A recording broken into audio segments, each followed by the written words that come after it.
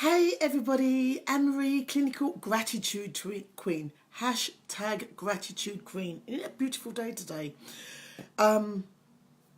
Positivity clinical hypnotherapist and confidence life coach, and here today to really give you some advice I hope that you will take, that you will run with, and that you will manifest the life that you really deserve, and manifest the life that you want.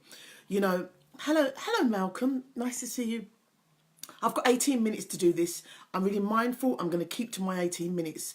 And the reason why I'm keeping it to 18 minutes, because one of my goals next year is to actually do a live TED Talk.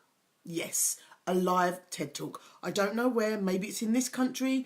Maybe it's in somewhere abroad. But I know without a shadow of a doubt, and you can go back to this tape in a year's time, because I will be doing a TED Talk next year and they are 18 minutes long.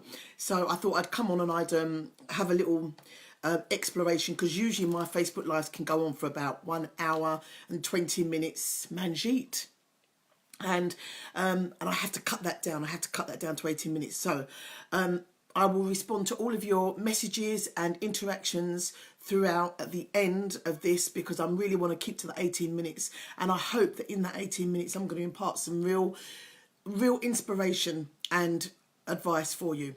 And I will get emotional, because I thought about this live this morning, and I just thought I'm really gonna be honest and open with you, because that's the best way to be. And also it's just the way it should be. So I am 50 years of age now. Hello. And you know, 40 years ago, I can't believe I'm 50 years of age really, but anyway, 40 years ago, I was just a very young child, and I was in care, and I was really down on myself. I didn't have a mum, I didn't have a dad, I had brothers and sisters. We were not living a good life at all. And I can remember distinctly, because it was around about Christmas time, being about 10 years old, and I remember I ran away from home. And I ran away from home because I didn't think anybody cared enough to even noticed me missing, to be quite honest. And I lived down in Worthing at the time, and it was very dark in the evening, and I packed a bag and I ran away from home. And at 10 years old, I realised I didn't have actually anywhere to go to. I didn't know anybody to run away to.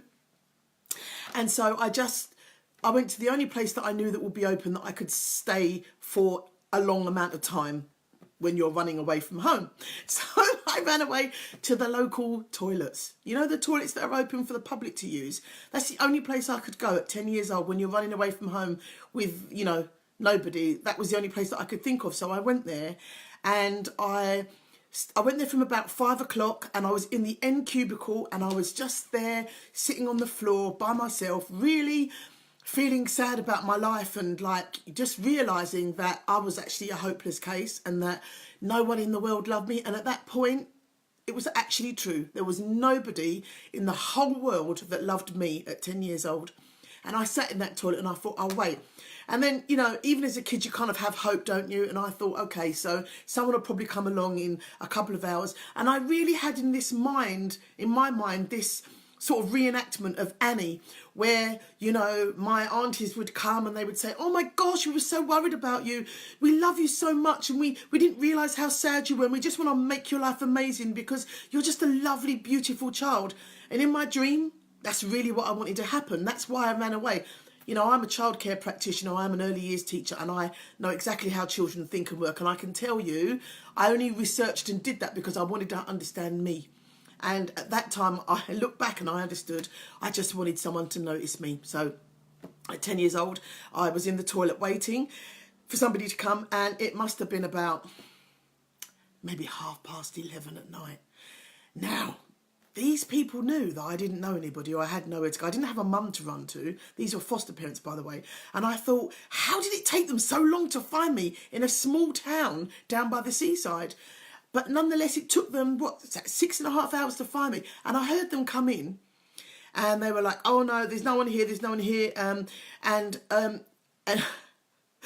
even in my running away, I was scared that they wouldn't find me. I was scared of rejection, even at the point of running away. And they sounded like they were about to go.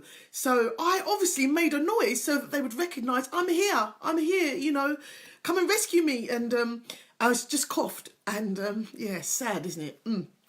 And they came and they pushed the door open. They said, "Oh, what are you doing here?" And I was like, "Oh, I just didn't think anybody wanted me." And, you know, and they made me come home, and that was that. And it wasn't spoken about again. I didn't get in trouble, but no one really kind of paid attention. And I realised that actually running away doesn't solve anything because no one gives a shit. I know that's not true, but that's how I felt at the time. And the reason why I'm telling you this is because for so many years, I just was waiting to be rescued. Really, I can't tell you. I was waiting to be rescued. And for all of those years, I had dreams. I had dreams, but I never told anyone my dreams because I was scared that people would laugh at my dreams. They were really huge. I always used to dream about flying. And they say that if you dream of flying, that it means that you're going to go far. I didn't know this at the time. But one of my dreams is that I would be on the stage one day, is that I would be an actress. That was actually my dream. I really love, one of the things I have always had is a sense of humour. And I used to write comedy scripts for myself and used to stand up in my bedroom and say it in the mirror and pretend I was a comedian. And I was a crazy kid. And even without the love and security that I should have had as a child, I still had big dreams. And I say to you, one of those was to be on the television and have this show where guests would come on and we would talk. And I had 40 years ago, and this wasn't even really a thing back then anyway. Eventually, after all those years, and it wasn't anytime soon, I must say it was probably in my 30s, absolutely. In my 30s, someone did find me. Someone found me and they put a lot of love into me. And they started to discipline me and look after me and tell me what I should do for myself, and eventually they actually showed me how to love me. It was my first best friend, actually. It was my first best friend, and she showed me how to love me because, Ruthie, morning. And just by the fact that she cared so much of me, I started to care about myself. And maybe about between 40 and 45, I actually really, really liked myself and fell in love with myself and thought, do you know what, I'm not that bad. But it took that long. So if you can imagine all those years without ever telling anybody your dreams, I think that's what a lot of people do. I had an excuse. I was in care. But a lot of people will not say their dreams out loud through fear of being laughed at, through fear of someone saying you'll never achieve that. But to be honest, when I was growing up, with no love, no parents, that was all I had, was my dreams. And isn't it ironic today that I'm actually going to do this every week, and every week I'm going to tell you one of my huge dreams, because I believe that if you speak it, you speak it into existence. But not only that, they're going to be crazy. And I want you to think about what you really want for yourself and be brave enough to speak it out loud. Whether you're speaking it to the mirror, good place to start, or whether you're just going to say it to your friends or family, speak your dreams into existence and be brave enough, because that's what I'm going to do today in my 18 minutes. I'm probably on about 10 now. So first of all, pause. From being that child in the toilet at 10 years old that was waiting for someone to rescue her, look at me today. I've had such an amazing week. I would never in a million years would have guessed I would be meeting Robert De Niro. And do you know what? I have taken up the practice of meditating. I have a fantastic life coach, by the way. He's a law of attraction life coach. He is amazing. And what he's taught me to be able to do, let me tell you, my sister said to me, once you start vibrating at the right level in the universe, you will be amazed at how quick things happen for you. And oh my gosh, let me tell you, I came out of my meditation today. I had 3 messages on my phone. The first one was a group of people want me to present an event with them, which is amazing. I'm really excited about that. The second thing they wanted me to do is Marissa De Muro. She was one of my guests on my show. She's actually a opera singer, and I've never been to the opera before, and she's invited me to come and watch her at the opera. That's going to be amazing. I'm going to take my children because they've never been to the opera either. I want to give them opportunities that I never had. I want them to know that there is a world that is accessible to them that they can have. So that's the second thing I'm doing. What's the third thing that happened for me that was really amazing? Gosh, you know, a lot of things have happened, and I've my head is just full of all these different things that I am going to be doing. But the most important thing I am going to be doing next year is I will be taking the Ultimate Confidence Show to TV. I don't know how, I don't know who, I don't know whoever's going to step in and facilitate this, but I'm going to tell you now, it's going to happen, and I want you to watch this space because it's going to happen. But if you don't have anybody around you that is lifting you, that is inspiring you, that is urging you to step up to the fullness of you, you can't sit around and wait for them. You just cannot. You know, you have to be your own rescuer, and one of the ways that you can do that is by visioning exactly what you want, and I'm going to tell you how to do that. One of those magnificent dreams that I had, which I've just told you, is having this television show, Ultimate Confidence, and writing it in such a way that you are already there, that you are feeling it. Let me tell you mine. So I walk onto the set, right? And I walk onto the set and you can see all the cameras and all the people around. And as I walk on, I can see my chair there. And I go and sit down and I'm just looking around in amazement. You know, one of them moments when you just realise, oh my gosh, I'm here. I made it. You know what? One of those Robert De Niro moments, right? And I sit down on the chair and I'm just thinking about everybody that's watching and all of the people that will be thinking, yes, Anne-Marie, you did it. Yes, Anne-Marie, you did it.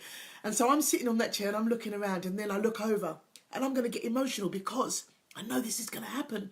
I look over and I can see right over in the corner my son, my big son. He's 26, Casey. And he's looking at me and I'm looking at him. And obviously I'm on set, so I can't actually say anything to him, but our eyes connect.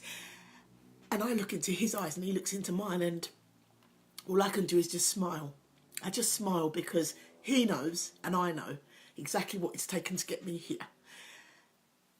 And in that moment we are connected because that's all he wants from me. And I just want to do this for my family, for the young girl me, that girl that was in the toilet at 10 years old, that didn't ever believe she was going to be rescued. Told you it was going to be emotional. I'm doing this for her because I am her rescuer. I'm rescuing that young girl in the toilets at 10 years old. And you need to be your own rescuer. You cannot wait for somebody else to come and do that for you. It can only ever be you. But there are ways and means that you can do this. If you don't already have a life coach, get a life coach. Life coaches are not a luxury. Life coaches are a necessity. You have a job. You trained to do your job, didn't you? Yes, you did. And if you were going to do another job, you do on-the-job training for that. Your job, the most important job you have, my friends, is your life. Now, how comes you don't have a teacher for your life? Do you think you have all the answers, that you don't need a teacher? Maybe you do. Maybe I'm making assumptions. I don't think so. I think each and every one of you needs a teacher for your life, a life coach, or maybe it's a hypnotherapist, or whoever it is, somebody that will show you the magnificence within you, which I know is as yet untapped. And don't think of it as an expense, but actually think of it as an investment to who you want to become. Because the trouble is, you look around and you put everybody else before you. Maybe you're a really giving person, Serpa, a really giving person, a loving person, somebody who's going around and doing everything for everybody else. Is that you? Somebody that someone asks you something, they go, oh, I'll go to that person because I know they'll always do it for me. Is that you? Yes, you probably are that person, but the number one person who you need to give time, care, attention and investment to is you. And that means a life coach. You may think it's an unneeded expense, but if you are going to carry on the way that you are going, living the life that you are living and regretting the things that you are regretting, don't get yourself a life coach. I thought that for a long time. I thought it's for posh people, a life coach. I really did.